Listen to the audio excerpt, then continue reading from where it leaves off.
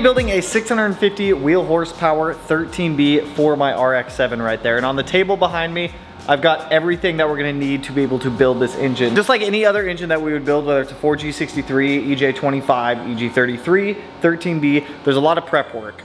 In my opinion, what goes into building a good engine is the prep work and ensuring that everything goes smoothly. Because if you don't have all your ducks in a row, that's when things can get a little bit hairy when it does go to building an engine, and you don't want to be stressing out when you're trying, like you're like halfway through putting an engine together. That's the last thing that you want to do is stress out. I have everything that we should be needing to build this engine. Starting from the right side of the table, we've got both of our rotors. These did go to Atkins Rotary to get inspected and balanced. They passed. Rotor bearings are all looking good. Our E-shaft checked out. They did balance our counterweights. We've got all new oil control rings, all new oil control ring springs, side seals, apex seals. These are E&J apex seals that we're gonna be using. The rest are all OEM Mazda for that stuff. We have a set of turblown studs to stud the engine. Brand new stationary gear bearings in both the front and the rear stationary gears. New water jacket seals, all of our bearings, everything like that to ensure that we can build a solid rotary here. So there is a lot of gaskets and seals here that we are gonna be replacing as we go through this. I also have the RX7's manual for how to assemble and build all of this stuff, so that way we can ensure that we do it properly, and if we do have any questions, we have the reference guide here. Now, I did run into one snag with one of the iron. On this iron here, this is our old center iron. I was actually like, this was like 4 hours ago when I was prepping to get this video like shot. I was prepping this, I was cleaning it up a little bit, and then I came down here and I looked, and our center iron is actually broken right there. I know it's kind of hard to focus on it, but we are missing part of the water jacket seal right here. And there's a little piece of iron that should be stretched in between those, kind of like how it is on this side, and then the O-ring sits right there. We are just absolutely missing that piece right there. I don't know when it broke off. I don't know if it was always broken off, but thankfully, like I said, Atkins Rotary is about an hour away. They had a brand new center iron in stock, so I went through, did a quick porting job on this guy to get it ready to go. We powder coated it black to match the rest of the engine, and now we are good to actually start building this thing. So this 13B does have a half bridge on it. That means we have a bridge on the front and the rear irons, but on the center irons, we actually do not have a bridge, and it is just an enlarged port. Make sure that you have all of your engine parts cleaned and ready to go before you start any type of engine build, no matter what the engine is. It's gonna make your life 100 times easier, ensuring that all of the stuff is clean and ready to go. So we're gonna make this rotor 1, this one rotor 2. So this is gonna be the front, this is gonna be the back. So on the front of rotor 1, we're gonna end up using these oil control ring springs with the white paint marks on them. They have white and blue, and you guys, well, Mazda calls them cream, but on these, there's these little notches. One of them's round and one of them's square. The round side is gonna go downwards, and there's gonna be little notches inside of the rotor that these are gonna sit into. So by having these little grooves sit in there, it's going to prevent this from spinning inside of it. So it's gonna prevent the seal from spinning, which is what you want. Cream for the front faces of front and rear rotor. So that's gonna be this, because these are directional. So the fronts are white. We can go ahead and put this white one in. The round tip is gonna face downwards. And once we have the rotors packed, this typically tends to go pretty quick. So you'll see a notch on the bottom side of these, and that is going to sit in side of the spring.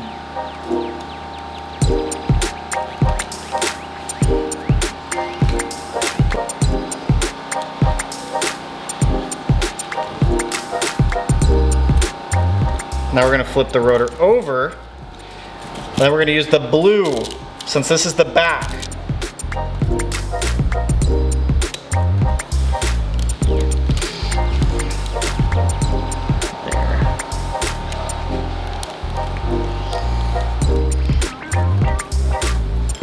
For the side seal springs, we've got a plethora of these little guys here. You're gonna have a little end that pokes upwards, and you're gonna wanna make sure that the upward end is the end that goes in. If you have it so the little upward end faces downwards and you get it opposite, you run the chance of having the side seal spring interfere and get underneath of these corner seals, which is the last thing that you want. So I'm gonna start putting in some of these corner seal springs. I'm gonna douse all of this in Vaseline. I'm just gonna cover it all in Vaseline so that way it all holds where it needs to. Because that is one fun part, is when you gotta put these in the engine, sometimes they will fall out on you. Guy in right behind him. Now I'm just using stock RX7, or stock Mazda, I guess I should say, corner seals. Grab a corner seal or a side seal, put this guy in, and I'm shooting for 2 to 3 thou. Mazda's clearance is 2 to 6 thou, so I think I'm gonna just go for 3 thou. I'm gonna stick my feeler gauge right in between where the corner seal, or the side seal goes and the corner seal. So the side seals that I'm doing right now are essentially like your piston rings. The bigger the gap, the more blow by you'll have, but it's a little bit safer for big boost, which I don't think we're gonna be running big boost on this RX7. We could be. That one, good, 3 thousandths of clearance on each side. Now we can move to the next one here, and we're pretty much gonna do this on every single rotor, or on every single one. So we have 3 per side, 6 per rotor, 12 total. So let me go through, figure out which side seals we're gonna be putting where. Once we have all the side seals in, at that point we are actually ready to start assembling this 13B.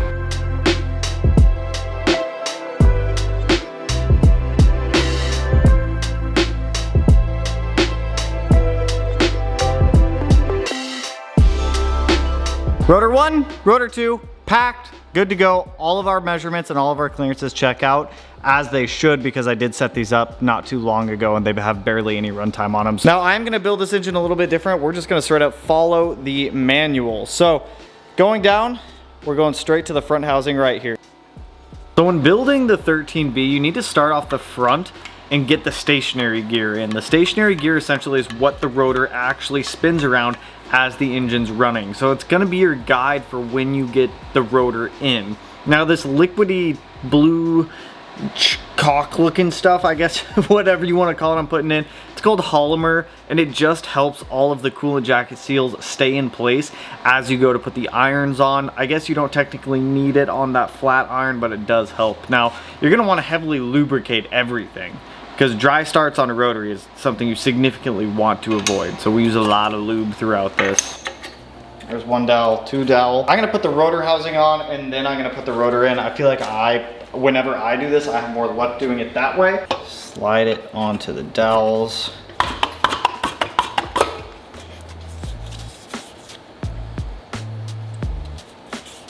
I'll take a rotor with everything lubed up. In you go. Come on, baby.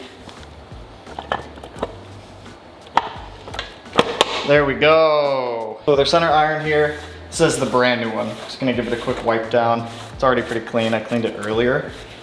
But we need to do what we did before and get our coolant jacket seals in. So, come right in here with our Polymer.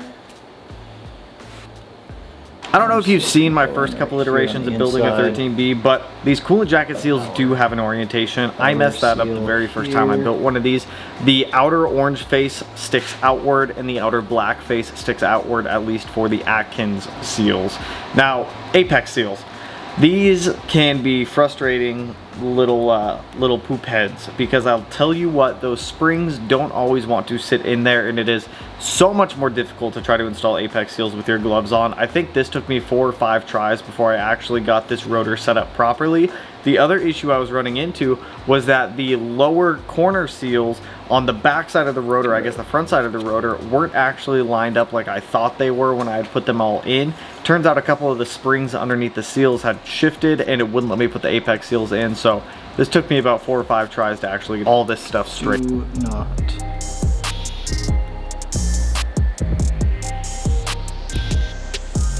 No, you gotta be fucking kidding me.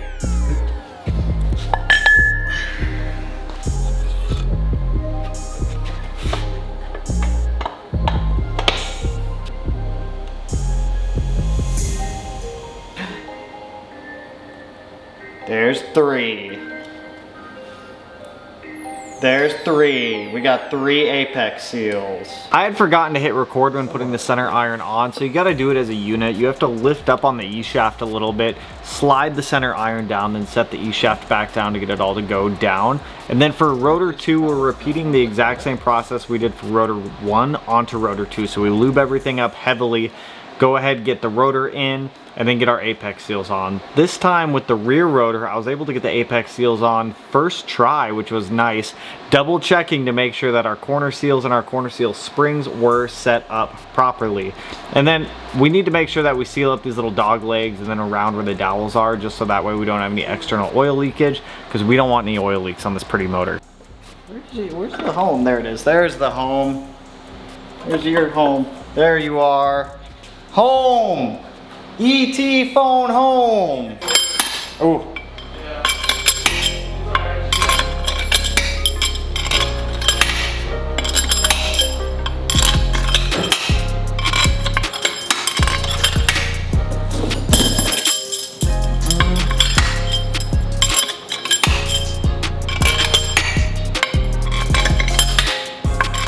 I've made this mistake in the past where if you do not put sealant around these studs and you only use the sealing washers, it will leak.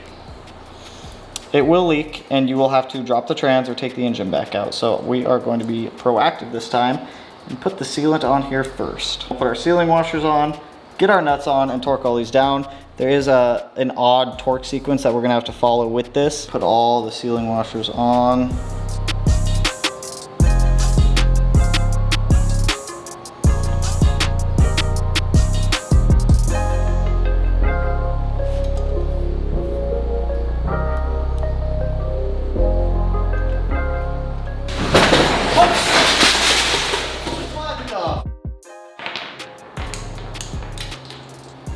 I will deal with that in a minute. I don't have time to deal with that right this second.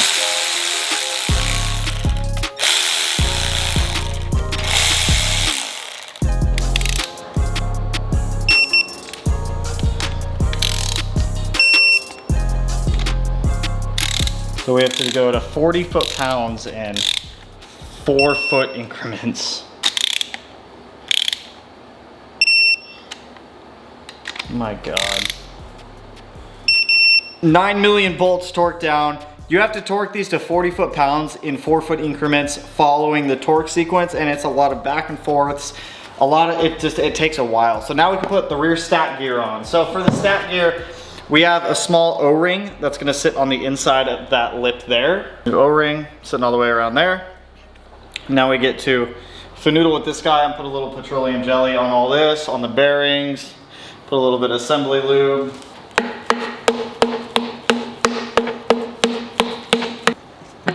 Okay, there it goes.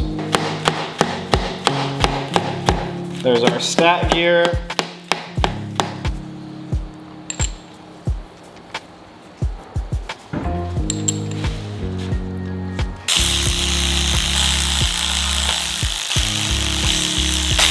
(12 to 16 foot-pounds). Keyway in. Get it started with my hands enough.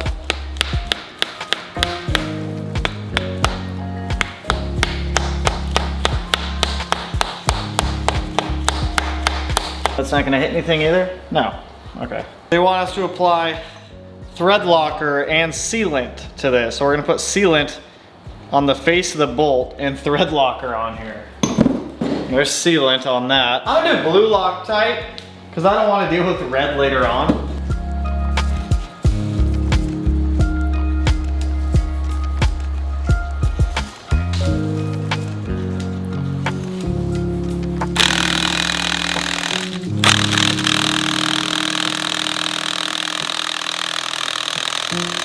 Yeah, that nut, everywhere I've read, people said just take the biggest 1/2 inch impact you have and send it, because trying to torque that thing down if you don't have a torque wrench is not gonna happen. So we are gonna let the sealant cure overnight. We'll clean the oil pan.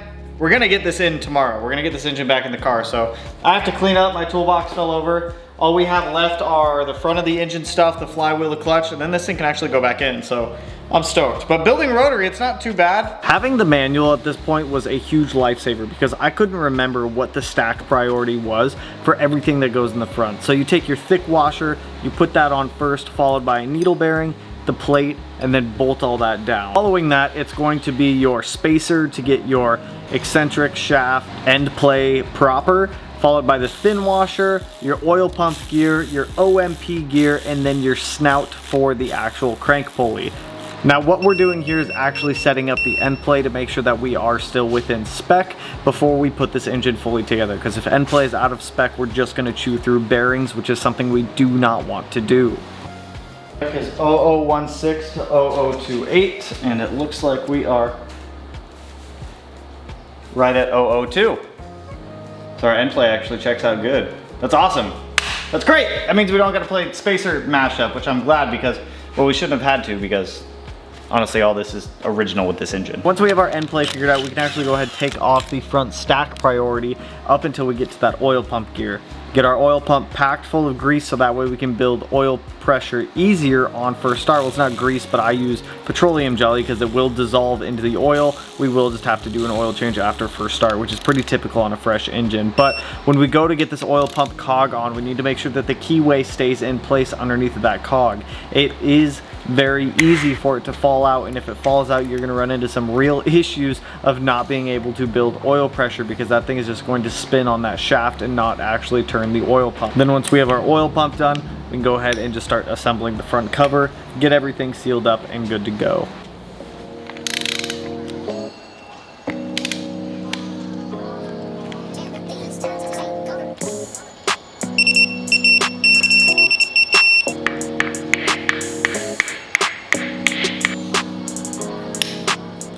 That's for the OMP, but we don't have an OMP anymore.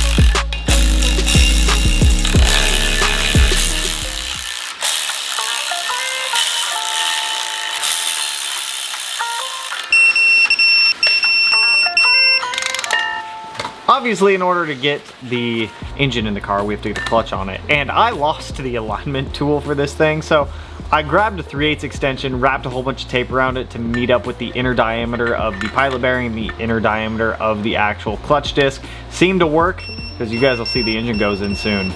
After tossing the clutch and flywheel on, I figured we'd toss on a little bit of accessories like our oil filter housing, toss an oil filter on there just to get it sealed up so that way nothing may fall into the engine, dirt, debris, anything like that that might be floating around the shop. Threw in our primary injectors. Now for the fuel system on this car, just a quick overview. For our primaries, we are running 2 ID 1300s. For our secondaries, we are running 4 ID 2600s. So this car has an absolute ton of fuel. I do have 2 more ID 2600s, but I would like this thing to idle nicely.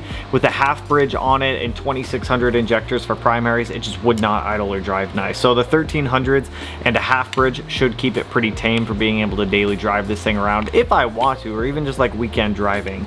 We don't want to go over the top with the drivability aspect, which is one nice thing about having staged injectors. Now, I mentioned this earlier when we were talking about the front stack, the OMP. If you're not an RX7 or a rotary person, the OMP is your oil metering pump, which we have deleted on this car. So what I'm doing right now is just sealing up where the oil metering pump used to go. We are going to be running premix in this engine 24/7, so we have no need for it. Plus the OMP, it's just one thing to eliminate to potentially fail.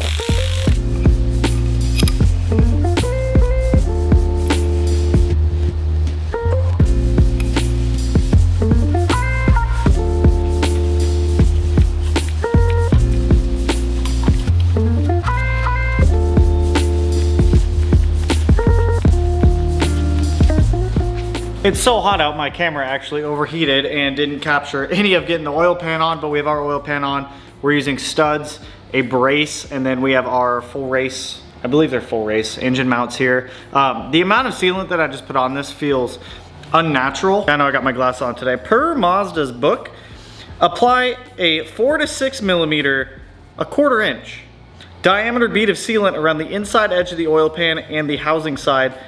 And they said use a gasket. We're not using a gasket. So I just install the oil pan within 5 minutes, sealant applied, install the oil pan bolts, blah, blah, blah. The amount of sealant that I just applied is ungodly natural. So I'm actually leave this sitting upside down for a couple of minutes just to set in place. And then after that, we can get this engine in.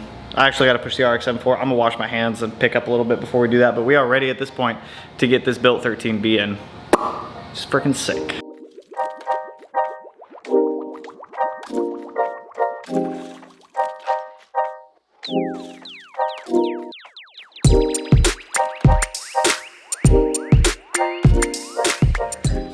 I don't know what it is about these engines, but they kick my butt every single time I try to get them in there by myself. So thankfully I have a couple buddies around the shop who are more than happy to help out where they can when it comes to just knocking out remedial stuff with me. So they helped me get the engine in and it went way smoother having multiple people.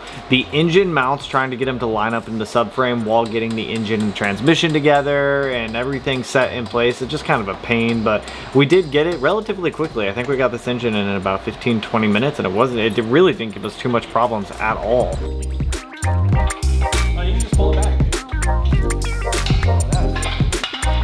Yeah, I know. I was just leaving it hanging out.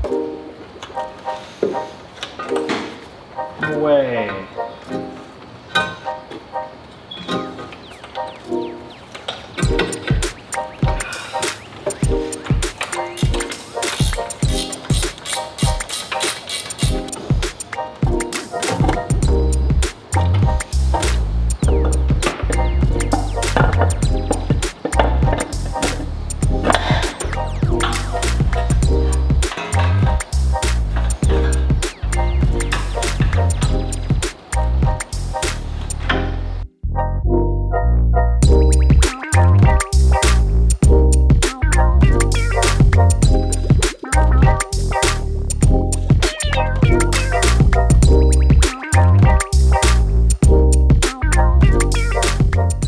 We have our engine in. Naturally, I had to go ahead and toss the turbo and the intake manifold on since we all had it powder coated and whatnot. And my God, is this engine bay actually a work of art. I did permanently bolt on the exhaust manifold because there is no reason that that is going to have to come off again. So that is Cerakoted. We have our turbo hot side Cerakoted. Everything else is powder coated in that Highland bronze. This engine is going to absolutely rip. I'm stoked because we have a full drive line back in the RX, a full powertrain at this point. We've got engine, transmission, diff. We don't have axles, so I guess we don't have the full powertrain back in yet, but everything aside from the axles are in. Getting the engine in is always an interesting time on these RX-7s. I don't know why I struggle with it so much, but for the RX-7s, I just struggle with them. So now that we have the engine in the upcoming videos, we can start getting things prepped to get this thing running. We need to mount oil coolers, get power steering cooler lines ran. We're gonna be doing all the vacuum lines out of hard line. It's gonna be titanium, so it's gonna be really cool. Wiring harness set up,